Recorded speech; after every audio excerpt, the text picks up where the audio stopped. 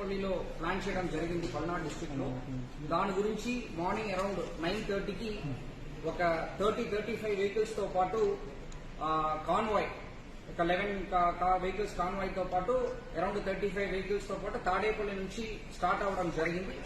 రెండు రూట్ లో ప్రజలు ఉన్నారు. అది కాకుండా వెహికల్స్ కూడా అక్కడక్కడ యాడ్ అయింది. యాడ్ అయినప్పుడు మనం ఏటుకూరు రోడ్డు దగ్గర అంటే మన ఆంజనేయ బొమ్మ ఉంటాయి అక్కడ వచ్చినప్పుడు ఒక సంఘటన జరిగింది. దాంట్లో ఏంటంటే మన చెల్లి సింగయ్య అనే వ్యక్తి లింగళాయపాలెం విలేజ్ నల్లపాడు లిమిట్స్ లో ఉన్న వ్యక్తి యాక్సిడెంట్ లో చనిపోవడం జరిగింది. అక్కడ జరిగినది ఏంటంటే AP 26CE0001 అనే టాటా సఫారీ వెహికల్, అది కాన్వాయ్ భాగం కాదు, ఒక ప్రైవేట్ వెహికల్.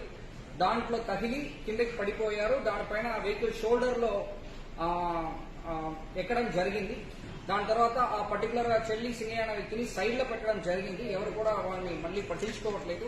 తర్వాత మన highway petrol police ASI Rajasekhar అనే వ్యక్తి 108కి కాల్ చేస్తూ వాళ్ళని అంబులెన్స్ లో పెట్టి GGH గుంటూరుకి తరలించడం జరిగింది. తీసుకుని వెళ్ళినప్పుడు వాళ్ళు బ్రాడ్ డెడ్ అని చెప్పడం జరిగింది.